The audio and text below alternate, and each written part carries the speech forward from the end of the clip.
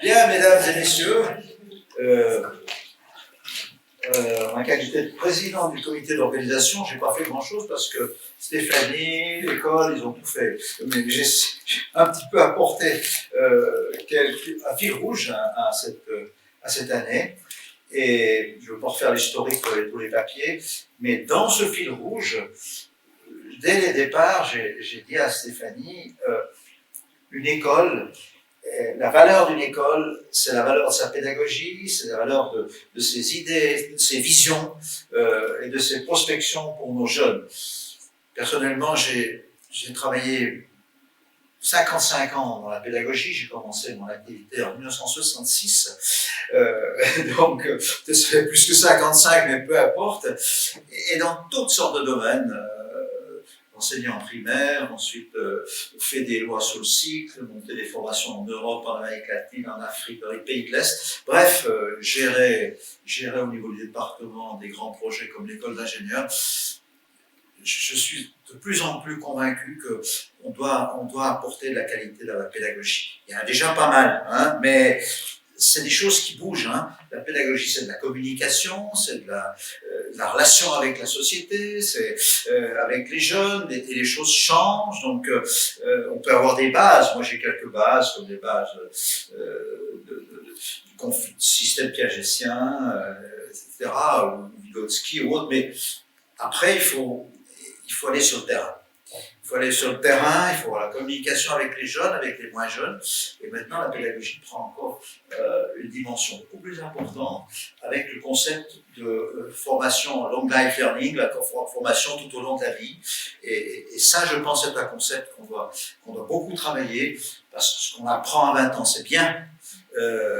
Mais quand on a une expérience de 20 ans d'activité, puis 30 ans après, s'il n'y a pas cette dimension de remise en question, d'adaptation, de communication, de dialogue, d'écoute, etc., et capacité de changement, capacité d'adaptation, j'y crois de plus en plus. Dans toutes les expériences que j'ai menées, m'ont renforcé dans que la pédagogie, c'est un corps vivant. Hein, c'est bien sûr construit sur des bases, hein, comme une maison est construite sur un radier, il en faut, hein, mais après. Alors j'insiste un peu là-dessus pour dire à Stéphanie, et puis une école de jazz que je connais depuis 84, hein, parce que je travaille avec notre ami Christophe depuis 84, puis ensuite la présidence en 1997, doit aussi défendre ses lettres de noblesse. Hein. Excusez-moi la comparaison, mais les JMA, c'est un peu comme les femmes. Elles doivent faire beaucoup plus. Elles doivent faire beaucoup plus pour être reconnues. Et c'est pas normal. Mais c'est comme ça. Il faut prouver toujours davantage. Hein. Alors c'est un phénomène qu'il faut faire évoluer, évidemment. Mais voilà, il y a des éléments dans la vie qui doivent se prouver continuellement. Je crois que la pédagogie, c'est un élément qui pourra renforcer l'école, qui pourra promouvoir l'école, lui donner plus de rayonnement, plus de dimension. La raison pour laquelle on a monté ce sport, c'est surtout Valérie. Je confonds toujours Stéphanie et Valérie parce qu'il y a une secrétaire qui s'appelle Valérie, qui s'occupe de musique et vin à Chaboson, qui est une association musicale et avec qui je travaille en parallèle tous les jours. Excuse-moi, Stéphanie, mais quand on devient vieux, on a des fois des petits lapsus comme ça, d'autant plus que je suis un peu faible, puisque je viens de me faire opérer, mais c'est pas grave. Alors, j'insiste beaucoup là-dessus, c'est le message que je voulais faire passer aux profs, faire passer à tout le monde, c'est vraiment ce qui fera la solidité, la vision, la perspective et le rayonnement de l'école, c'est déjà beaucoup, d'où l'idée de mettre en évidence les innovations qui ont été réalisées, qui sont en cours, surtout sous la direction de Stéphanie, mais aussi d'autres, et aussi dans une table ronde qu'on aura, et la conférence plénière, je l'ai dit en début de l'après-midi, on doit bien analyser ses racines et on doit ensuite prévoir le feuillage et les fruits, parce que c'est ça qui donne l'avenir. Donc, s'ouvrir de nouvelles perspectives. C'est ce que je souhaiterais, enfin ce qu'on souhaiterait à l'école, je crois Stéphanie aussi. Je tiens à remercier donc tous ceux qui ont travaillé à ce projet, Stéphanie et tous les orateurs, toutes les personnes qui ont accepté de s'engager, les remercier au nom de nos élèves surtout, parce que pour moi ça restera la base éternelle, hein. On travaille pour eux et on travaille pour leur avenir. Et la musique, je n'oublie pas que la musique, c'est pas seulement de la technique, hein. La musique a une capacité de développer l'intelligence, de construire l'intelligence, de construire des comportements qui sont ensuite utilisables de façon transversale dans tous les aspects de la vie professionnelle, personnelle, l'harmonie personnelle, l'équilibre, l'intégration. Ce sont aussi des dimensions extrêmement importantes que excuse-moi Stéphanie, j'y reviens chaque fois, hein, mais c'est des vieux dadas, mais on sait que pour planter un clou, il faut quelques coups de marteau, hein, avec un seul, on n'arrive pas. Merci infiniment pour cette journée, je me réjouis de partager toutes ces conférences, toutes ces nouvelles idées, toutes ces perspectives d'avenir. Merci infiniment.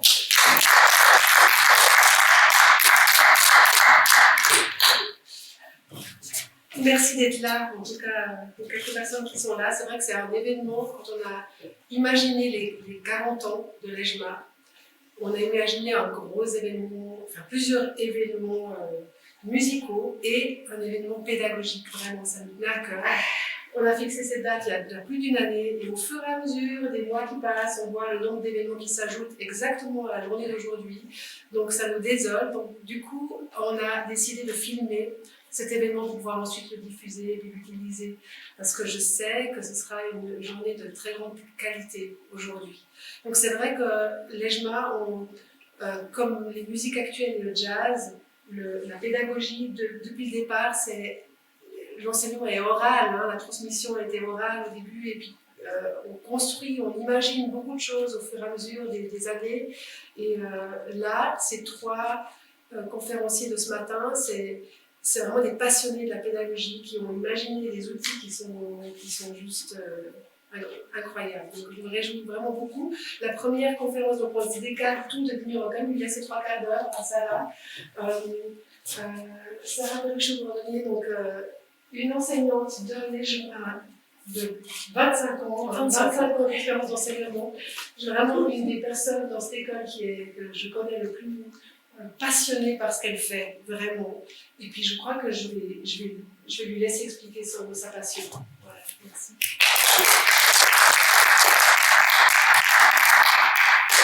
Alors bonjour à tous. Alors, comme on est entre nous, puis on est en petit comité, l'idée c'est vraiment qu'on soit le plus interactif possible. Donc, vous n'hésitez pas à m'interrompre si vous avez des questions. On est vraiment. Voilà, quand je vous parle de quelque chose, si vous avez des questions, on rebondit, on est vraiment entre nous. Donc, l'idée c'est vraiment que ce soit 45 minutes avec le plus d'interaction possible. Je vais vous parler très brièvement de moi, pourquoi je suis là aujourd'hui, comment j'utilise ma pédagogie pour enseigner la musique. Je vais vous donner des exemples de clés pédagogiques concrets que j'utilise avec mes élèves. Un tout petit peu de la section musique for all aussi. On a Luan ici qui va venir jouer un morceau, deux morceaux d'accordéon. Je vais l'accompagner et puis il y aura des questions. Alors moi je m'appelle Sarah Berichou-Bourdonnier. Je suis prof de batterie et d'accordéon à l'EJMA Valais depuis 1999. J'ai l'immense bonheur d'être multi-10, donc je le dis maintenant avec beaucoup de joie. Ça a plombé toute ma scolarité. Je suis dyscalculique et puis je suis dysorthographique. Aujourd'hui, je n'ai pas besoin d'écrire devant vous, mais si je devais venir écrire devant vous des choses, en fait, je suis tellement nulle en orthographe que j'aurais besoin de votre aide. Aujourd'hui, je le dis avec le sourire, mais ça m'a handicapée, ça m'handicape encore tout au long de ma vie. La dyscalculie, ça m'handicape aussi parce que j'ai un gros problème de visio-spatial.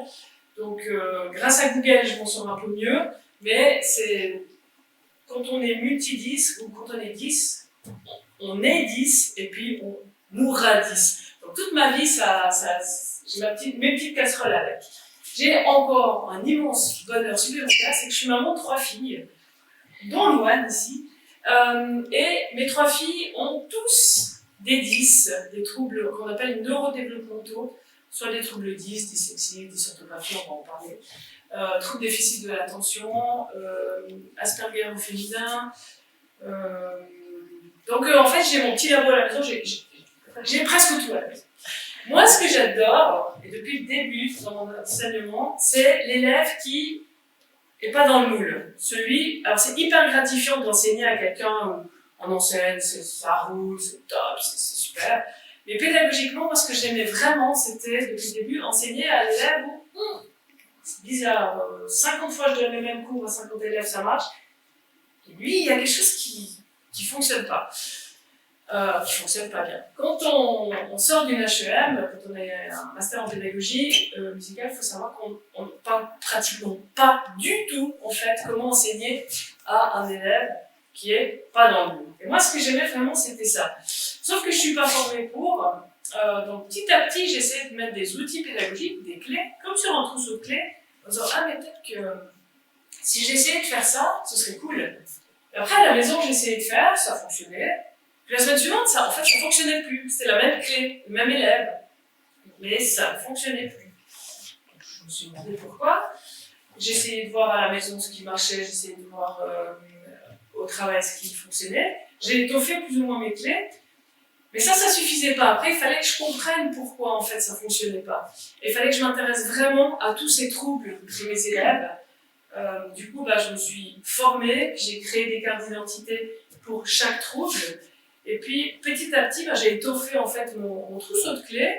Et puis, comme en fait, votre trousseau de clés à la maison, que vous avez sur vous, vous savez exactement quelle clé il va falloir pour rentrer dans votre maison, dans la voiture, au garage et tout ça. Et la connaissance de la carte d'identité de chaque trouble, handicap ou maladie, fait que maintenant, avec mes élèves, j'arrive de moins en moins en fait à me tromper. Mon but à moi, c'est vraiment comment est-ce que j'enseigne la musique. Ma passion, c'est la musique. Donc, comment est-ce que j'enseigne tout en tenant compte des particularités des troubles, handicaps, maladies des enfants. M'interrompez si vous avez des questions.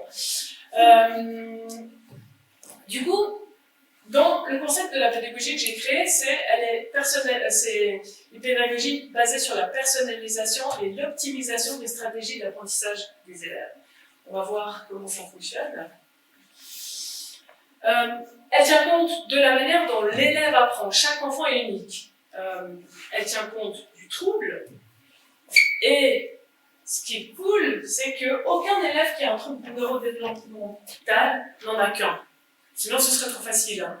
Donc, ils ont tous au moins un deuxième, voire un troisième, voire un quatrième, des troubles associés. Certains sont directement liés au premier.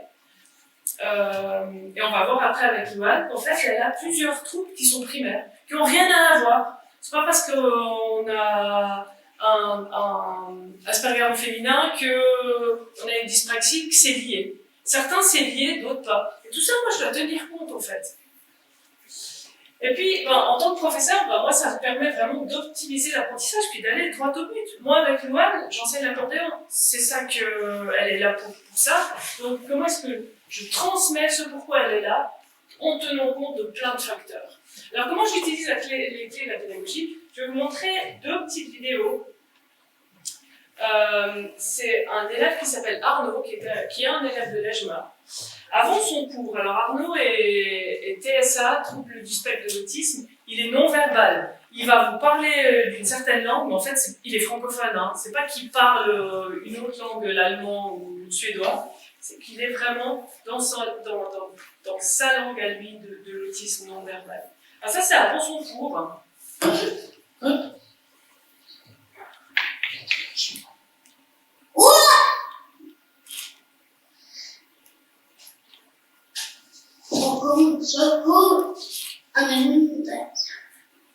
Il n'y a aucune interaction sociale avec moi. À aucun moment, il me regarde dans les yeux. Moi, je suis ce moment-là. À aucun moment, il est vraiment dans son monde.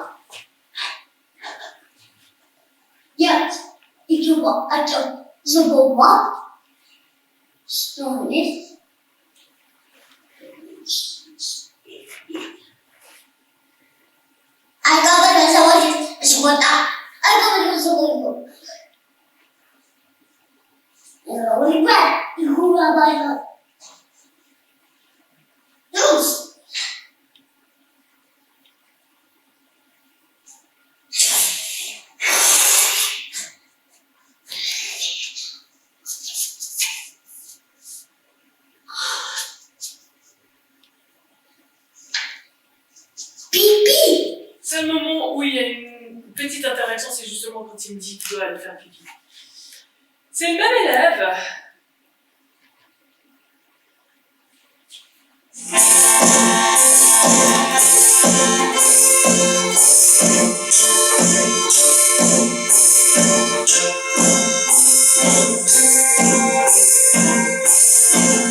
Et à plusieurs fois, il me regarde, il sourit et crée interaction sociale.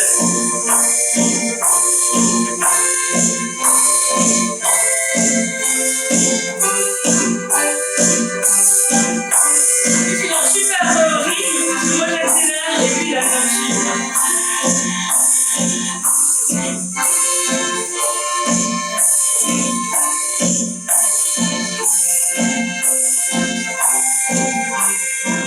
me regarde dans les yeux, il y a une vraie interaction sociale.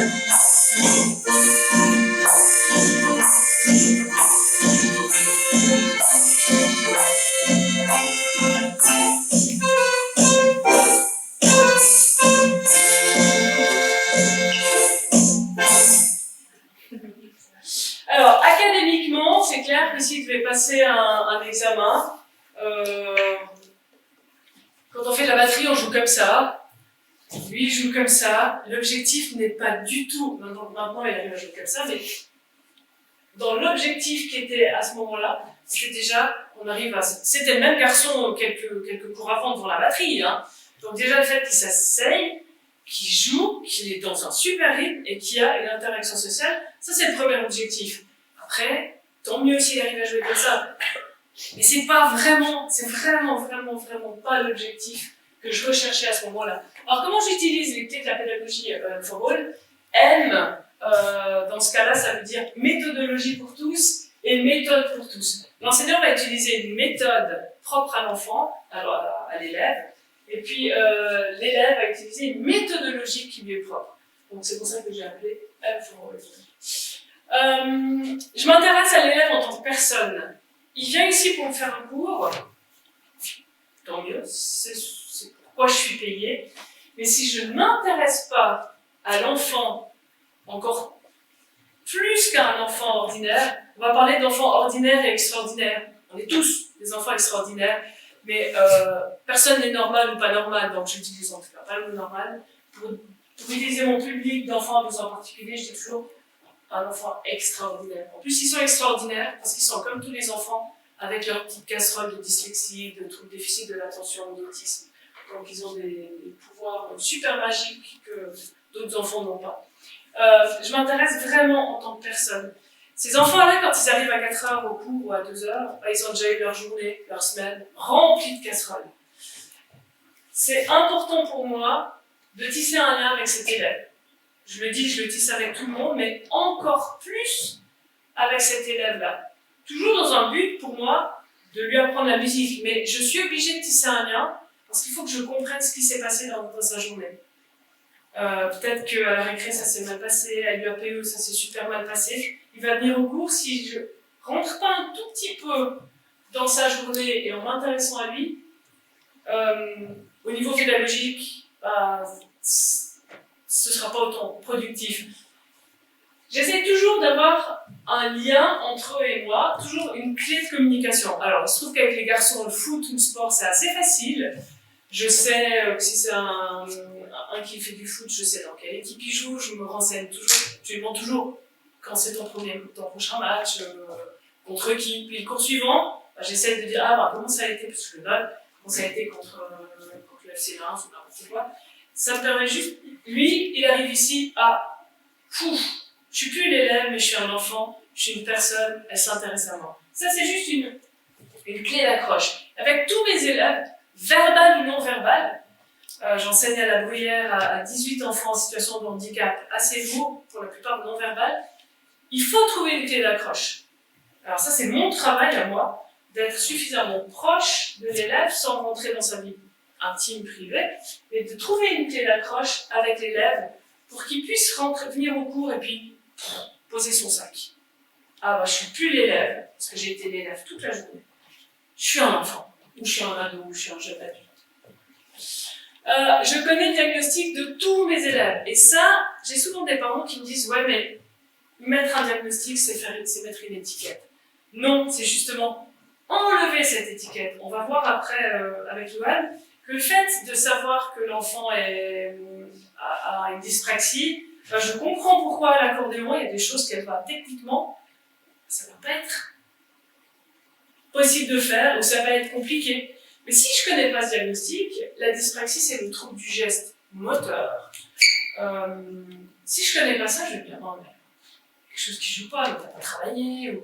En fait, si je sais qu'elle a une dyspraxie, je sais la carte d'identité de la dyspraxie, et pour moi, ça enlève, en fait, ça facilite l'enseignement d'avoir ce diagnostic. Et puis en tant qu'élève, en tant que personne, pas élève, bah, l'enfant sait en fait pourquoi il se cogne tout le temps, pourquoi il se prend le trottoir, pourquoi quand il apprend à être jeune conducteur, c'est compliqué parce que tout ça, c'est sa carte d'identité. Et je me bats vraiment pour que le diagnostic soit pas une étiquette, mais justement, ça permet à l'élève, à l'enfant de venir comme il est, avec toutes ses particularités.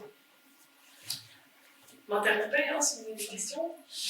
Je connais la manière d'apprendre de tous mes élèves. Je collabore avec Jean-François Michel des 7 profils d'apprentissage qui a créé justement les 7 profils d'apprentissage.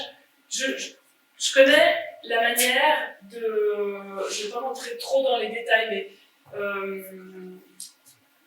un élève qui est là, dans les profils d'apprentissage de Jean-François Michel, il a déterminé 3 choses. De quelle manière on enregistre l'information, de qu'est-ce qui motive l'enfant à venir, et puis à apprendre, et puis son caractère en situation d'apprentissage.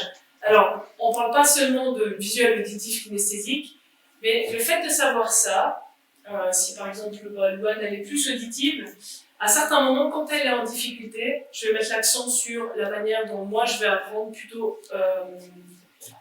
auditive. La motivation, c'est par exemple, il y a des élèves qui ont besoin d'avoir plein d'informations.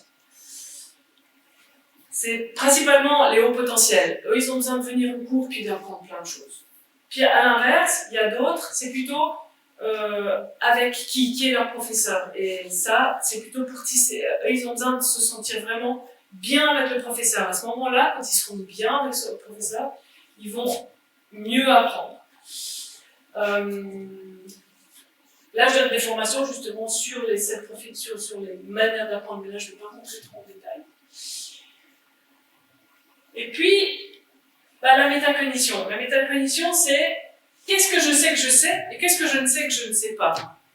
Le bon élève, lui, sait ce qu'il sait et ce qu'il ne sait pas. Et quand il ne sait pas, il sait à quel moment il doit revenir en arrière parce qu'il n'a pas su.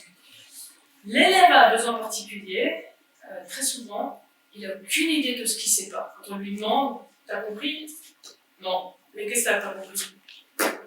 Je sais pas. Du coup, dans la métacognition, c'est vraiment, plutôt que de donner à l'enfant, à l'élève, les choses à faire, depuis tout jeune, quand ils viennent, c'est eux-mêmes qui doivent essayer d'avoir en fait, ils doivent avoir un drone au-dessus de leur tête en disant qu'est-ce que j'ai bien fait? Qu'est-ce qui n'était pas bien fait? C'est jamais pas bien fait. Mais pourquoi est-ce que là, j'ai pas réussi à faire ça? Donc, si on dit à l'enfant, va te brosser, à un enfant tous les soirs, va te brosser les dents, va te mettre en pyjama, va faire ci, va faire ça, certains enfants à besoin particulier, on peut leur raconter ça pendant 50 ans. Hein. 50 ans, ils ne sauront pas si on leur a pas appris à faire de la métacognition. Ok, maintenant tu as mangé, qu'est-ce que tu dois faire? Ah, je dois aller me mettre en pyjama. Ah, je dois aller me brosser les dents. En fait, dans l'enseignement, avec la musique, c'est la même chose. C'est vraiment la métacognition. Plutôt que de donner, moi, la marche à suivre à l'élève, ça prend un peu plus de temps, mais c'est à lui de trouver sa marche à suivre. Toujours dans une idée pédagogique, mais dans une idée aussi de transférer ça après à l'école, à la maison. Et à la base, j'avais créé ça, la formation pour la musique. En fait, on se rend compte que ça peut être utilisé à tous les domaines. Moi, c'est la musique, mais l'entraîneur de foot, il a les mêmes problèmes au foot. Le formateur d'apprenti, il a les mêmes problèmes en formateur d'apprenti. Le patron dans son travail, donc du coup, je forme En fait, toutes les personnes qui interagissent avec ce public et qui transmettent quelque chose. Donc l'idée, c'est qu'au cours, l'enfant apprend à faire quelque chose en lien avec la musique et qu'il puisse le transférer, lui, après, dans sa vie de tous les jours. Pourquoi est-ce qu'on n'arrive pas à faire de la métacognition? On va parler après des fonctions exécutives. Les fonctions exécutives, c'est un chef d'orchestre. Et puis, quand tous les musiciens autour jouent bien, ça roule. Et quand de temps en temps, il y a des musiciens qui ne jouent pas très bien, ça pose problème. On verra après, je vous en parle plus en détail avec Louane. Là, je pense comment. Alors, plus tôt l'élève apprend à faire sa métacognition, plus ça deviendra un automatisme. Et à l'école, il sera capable de dire bon, là, j'ai pas compris. C'est peut-être utopique, mais j'ai l'idée que s'il apprend à le faire dans mes cours, il arrivera à le transférer après. Pourquoi tenir compte de ces 4 facteurs? Alors, pour interagir de la manière la plus optimale avec mon élève, je suis là, j'ai été payé pour enseigner la musique. Comment est-ce que j'interagis en tenant compte de tous ces facteurs? Pour rendre l'élève maître de ses apprentissages, c'est très bien si moi, je lui enseigne, mais l'idée, c'est vraiment que je vous ai dit qu'il arrive à transférer ça, que ça devienne un automatisme dans sa vie de tous les jours, à l'école, à la maison. À partir du moment où Louane pose le pied par terre, elle est dyspraxique. Jusqu'au soir, elle est dyspraxique. On parlera plus en détail aussi avec elle après. Et puis, pour permettre à l'élève de s'appuyer sur ses points forts, d'où l'idée du diagnostic. Si l'enfant, j'ai souvent des élèves qui viennent et me disent ouais, je suis dysphasique. Ok. Puis c'est quoi la dysphasie? Ah ben je comprends pas bien. Ok, tu peux développer? Non. Donc, amener un diagnostic si ça n'a pas un but derrière, vraiment une compréhension pour l'enfant, ça n'a aucun sens. L'idée, c'est vraiment que l'enfant se connaisse suffisamment lui-même pour que lui-même puisse dire ses besoins à l'enseignant. Et pour ça, il faut non seulement former les enseignants, mais il faut aussi former les jeunes. Et c'est aussi pour ça que je donne des formations aux jeunes, parce que, ok, aujourd'hui, je suis je suis sans prof, je suis formé. Et qu'est-ce qui se passera demain quand tu as un prof à l'école qui, lui, n'est pas formé? Qu'est-ce qui se passera quand tu seras en apprentissage, aux études? L'idée, c'est vraiment aussi de former l'enfant pour que lui-même devienne autonome et sache aller dire, Louane, après, elle pourra le dire, mais elle se connaît tellement bien qu'elle-même va dire à l'enseignant ce qu'elle a besoin. Il y a plein d'aménagements qu'on demande aux profs. Un prof de 24 élèves avec 5 à besoins particuliers, s'il doit faire les aménagements de tout le monde, on se rend bien compte que c'est compliqué. Si l'enfant se connaît suffisamment soi-même, c'est lui-même qui peut aller dire bah non, moi aujourd'hui j'ai pas besoin de cet aménagement, ça sert à rien. Donc, l'idée c'est vraiment aussi de former les profs, mais de former les jeunes eux-mêmes. À l'Ejma Valais, je suis très très très fière parce qu'on est la seule section en Suisse, la seule école en Suisse, dans une école subventionnée, à avoir une section spécialisée. Je vous montre juste une petite vidéo. C'est tous des élèves de l'Ejma, avec tous les professeurs de l'Ejma. C'est juste une petite vidéo de présentation de la section. C'est un ancien élève de l'Ejma, il est aveugle, il s'appelle Loris Mita.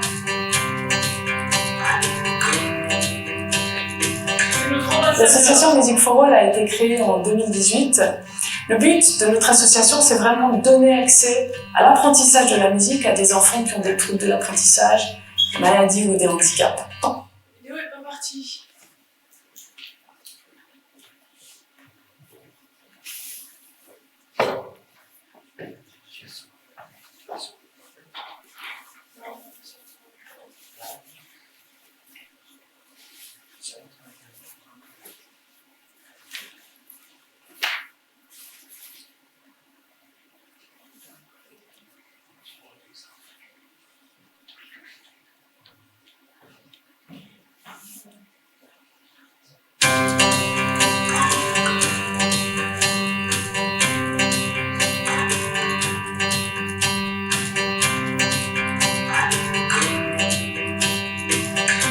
L'association Music for All a été créée en 2018. Le but de notre association, c'est vraiment de donner accès à l'apprentissage de la musique à des enfants qui ont des troubles de l'apprentissage, maladies ou des handicaps. On part du principe que peu importe le handicap moteur, principalement, nous, on va lui adapter l'instrument. Le handicap ne doit pas du tout être un frein à l'apprentissage d'un instrument de musique. Enzo, c'est un garçon qui a de la peine à rester concentré. C'est compliqué de trouver quelque chose, une activité qui peut être adaptée à son handicap. Je ressens quand on met de la musique à la maison et qu'il bat le rythme juste, ou qu'il y a, quand on est à l'école, il chante quelques chansons et il se rappelle, il arrive à se souvenir des paroles alors qu'il les a jamais lues, qu'il ne sait pas lire. La musique, c'est tellement thérapeutique et je trouve ça génial qu'il arrive à se souvenir de ces moments-là, quoi. Pourquoi nous soutenir aujourd'hui? Simplement parce que le sourire d'un enfant qui fait de la musique n'a pas de prix. Et pour ça, il faut aider financièrement les familles, il faut adapter les instruments en fonction des handicaps, il faut former les professeurs à interagir de la manière la plus adéquate possible. Et puis, le dernier but, c'est pouvoir donner accès à des élèves dans des institutions spécialisées.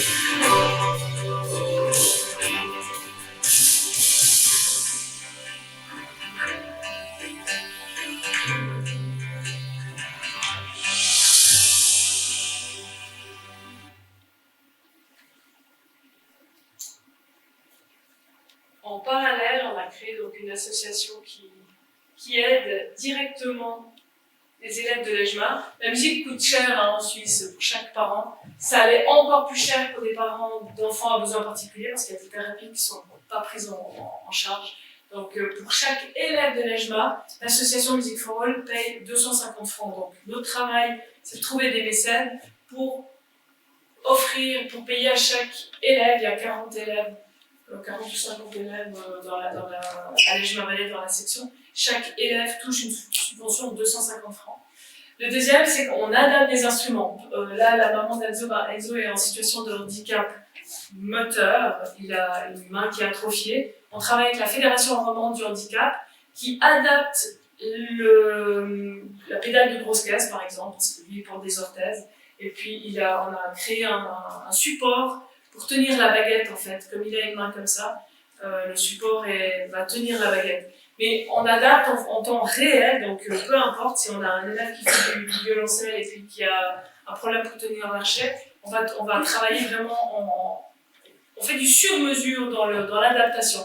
Le handicap moteur ne doit pas être un frein à l'apprentissage de la musique. On forme des profs aussi. On a 40 élèves, 9 profs à l'EJMA sont formés ou en cours de formation.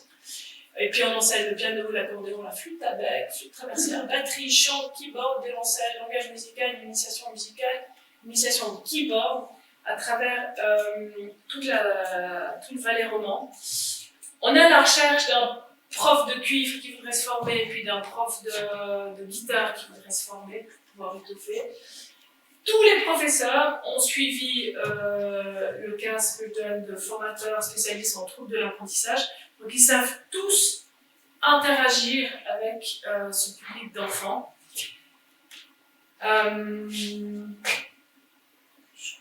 Ouais.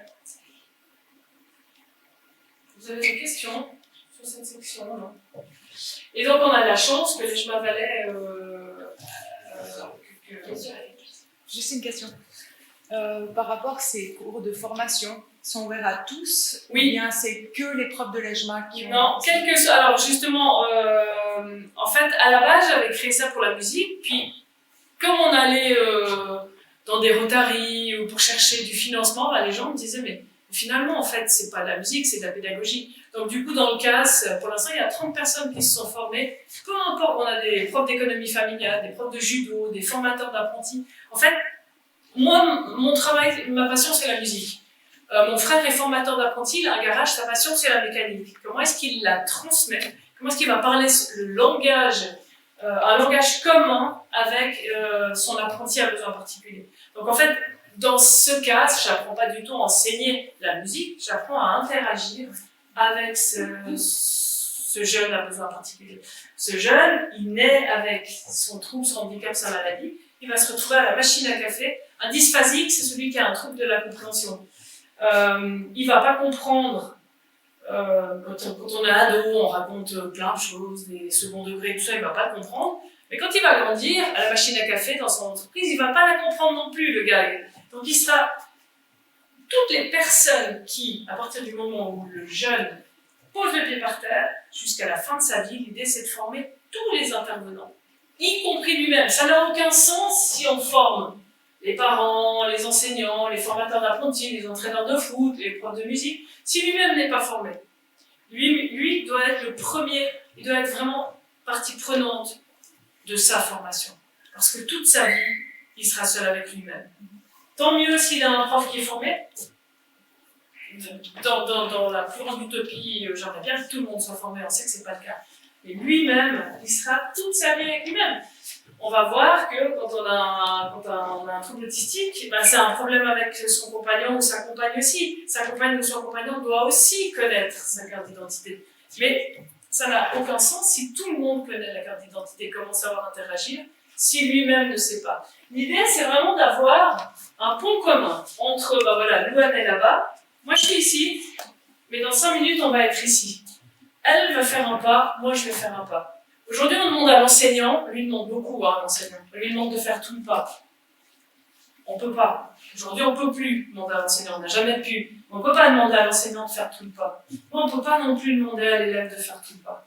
Chacun doit faire un pas, et ça passe par une formation des profs, de tous les intervenants. J'ai des grands-parents qui viennent se former en disant, ben voilà, on sait le rôle des grands-parents aujourd'hui, on leur demande aussi beaucoup plus, ils font presque un rôle de parents, mais c'est le même enfant qui va venir chez les grands-parents. Donc ils ont un rôle vraiment légitime à se former. Mais ça n'a aucun sens si l'enfant lui-même, le jeune lui-même, ne se forme pas. Du coup, on va... Louane va jouer. On va vous jouer 2 morceaux. Alors,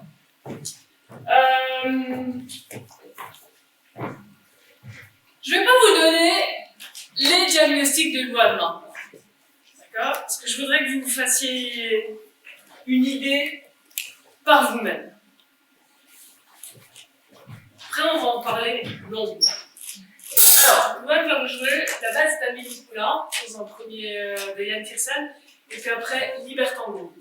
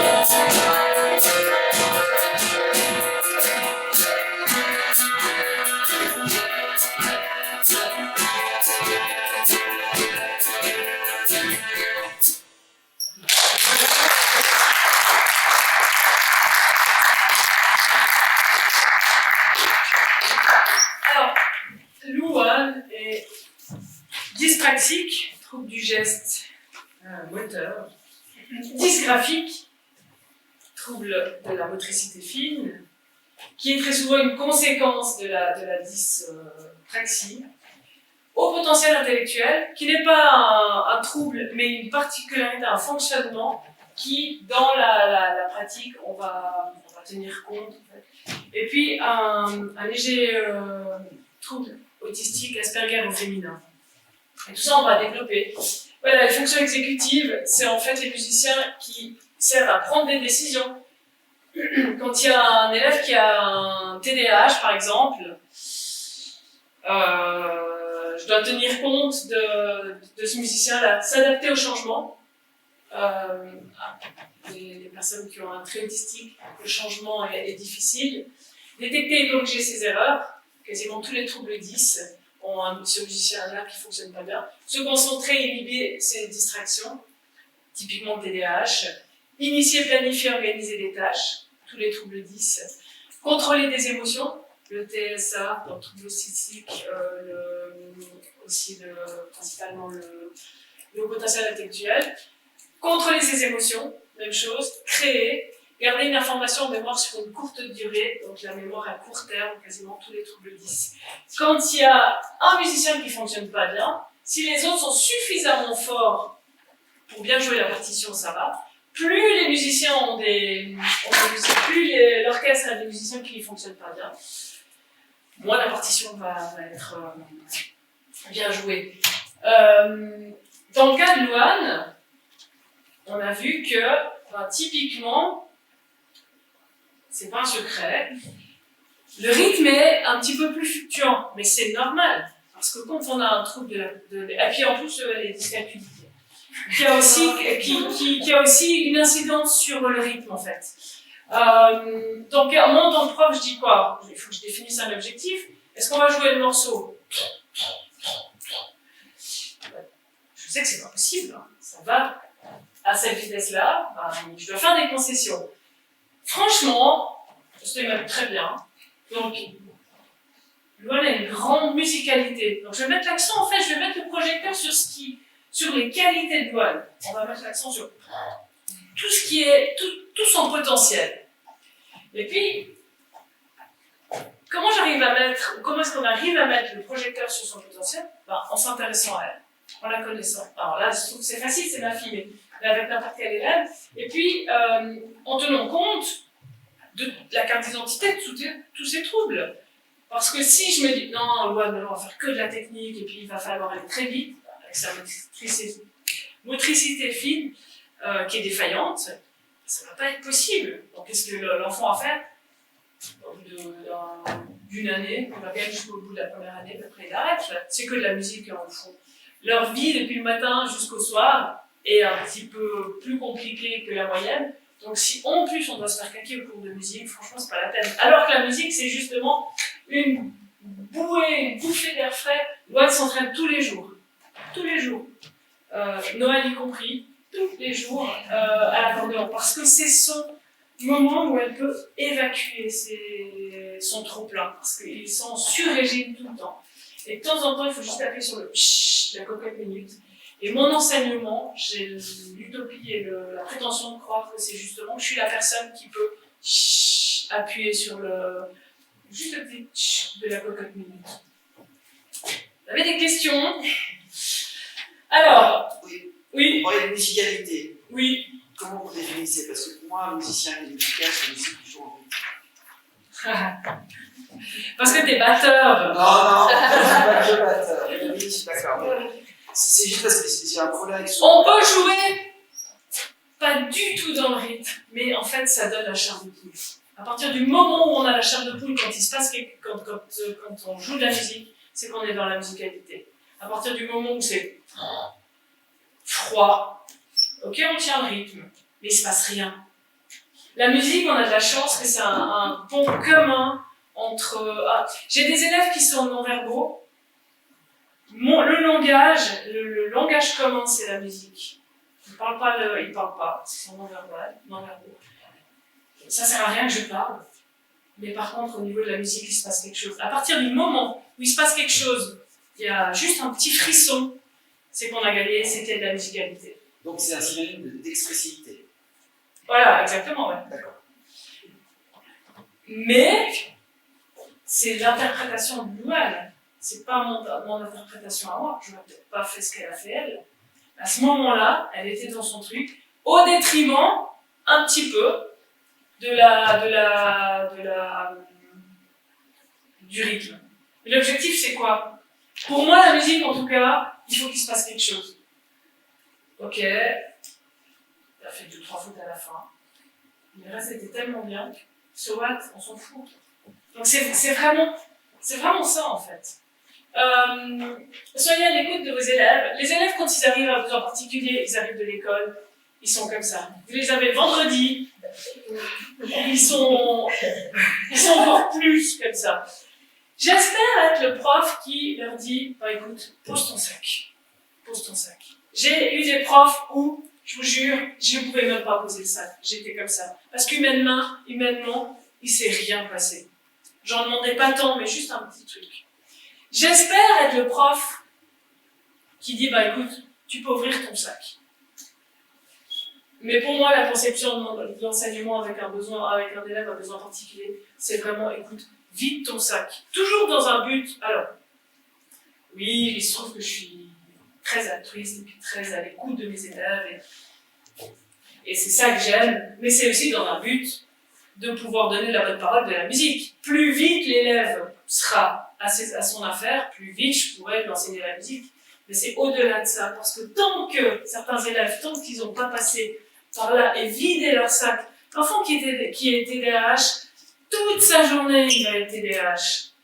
À la récré, il va être TDAH. À l'UAPE, il va être TDAH. Puis il va revenir dans mon cours, il va être TDAH. Avec tout ce qui s'est passé humainement de difficile dans sa journée. Un élève qui est TSA, on en parle de plus en plus des troubles autistiques, mais il faut savoir que dans les interactions sociales, être TSA, c'est souvent compliqué.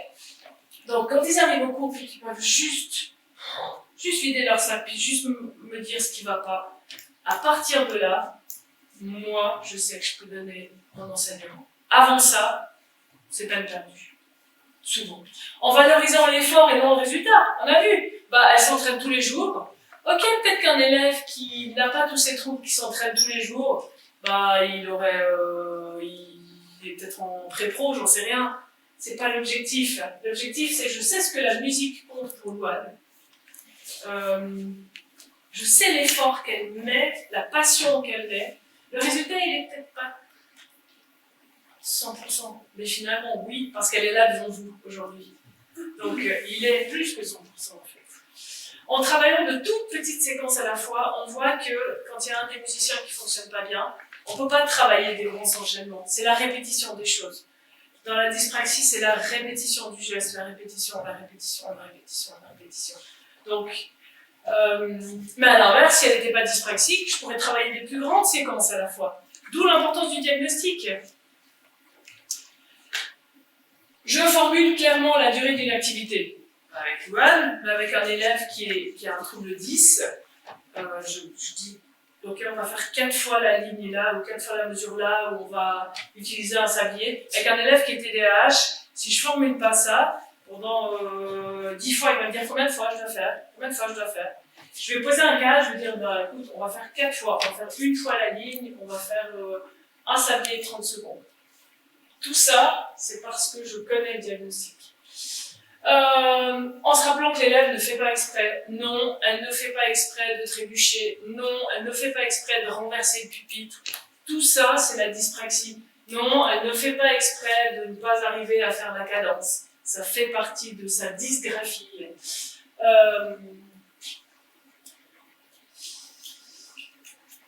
En ne laissant jamais l'élève besoin en particulier se servir de son trouble ou comme excuse, le handicap, quel qu'il soit, n'est pas une excuse. Ok, je comprends. Ça a été une journée difficile, dans les interactions, ça a été compliqué, mais ça n'est pas une excuse. Mais je comprends. Je comprends pourquoi aujourd'hui tu es dans cet état-là, mais n'utilise jamais ça comme excuse. Parce que les autres autour de toi ne vont pas t'excuser. Mais ça mène une compréhension. Je ne donne pas plus de 2 consignes à la fois, pas à Louane.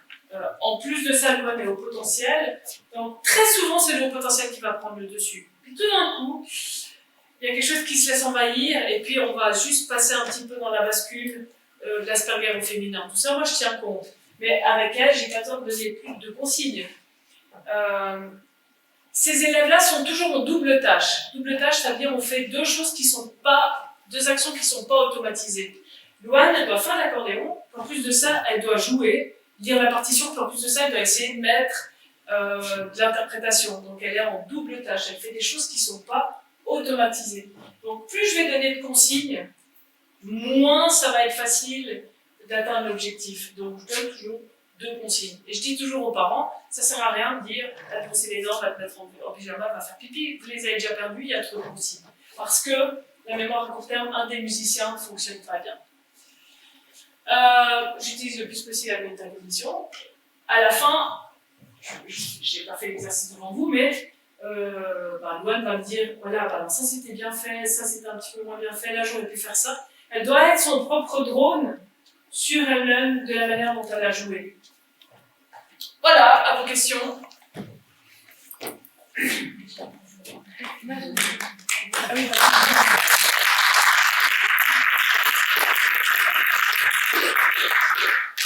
moi, c'est une question dans les cours collectifs parce que j'enseigne seulement en cours collectif. Et j'aimerais bien prendre le temps justement de pouvoir être à l'écoute de chacun de mes 9 élèves, parce que j'ai des groupes de 9 ou même plus. Mais je trouve difficile avec ce temps-là. Est-ce que tu aurais juste quelques clés? Alors, effectivement, dans les cours collectifs, plus l'enfant est autonome et se connaît lui-même, mais ça suffit pas. Alors, dans les cours à l'EJMA, on a les élèves de la section peuvent aussi font des cours collectifs, font des cours de langage musical, font des ateliers, ce qui est le but de l'inclusion. Mais l'inclusion n'a aucun sens si les autres et tous les parents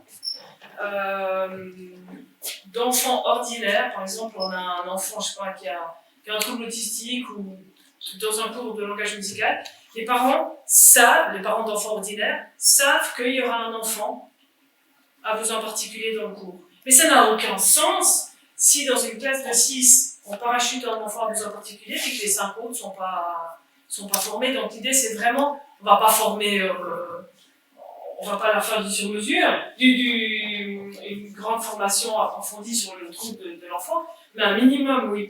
Ça n'a aucun sens. Et à partir de là, il y a un facteur de réussite seulement si l'enfant lui-même se connaît et sait ce qu'il a besoin, ce qui n'est très souvent pas le cas. Et une toute petite aussi éducation avec les autres.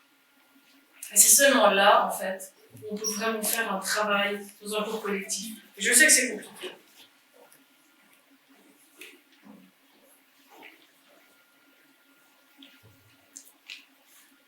Pas d'autres questions. Vous avez des questions à Louane?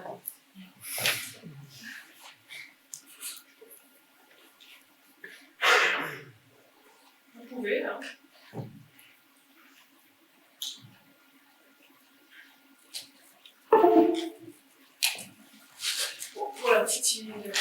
c'est l'Aglaboura Montana. Une fois, je promenais, je trouvais ça juste sublime.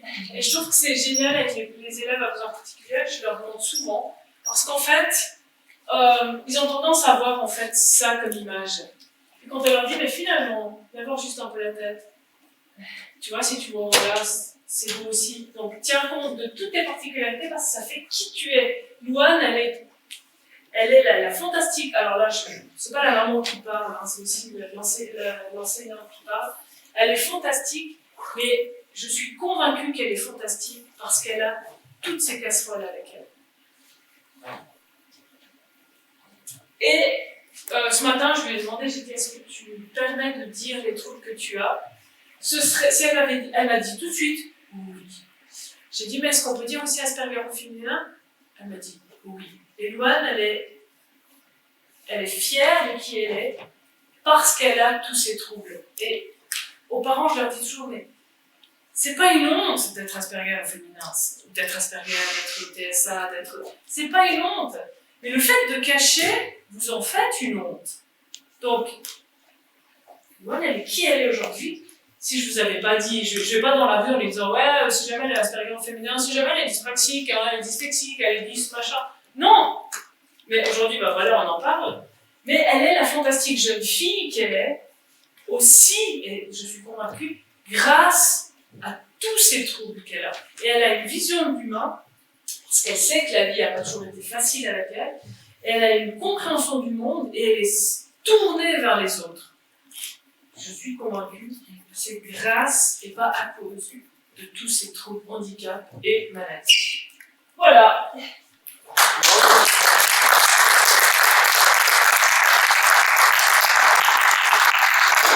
Thank you.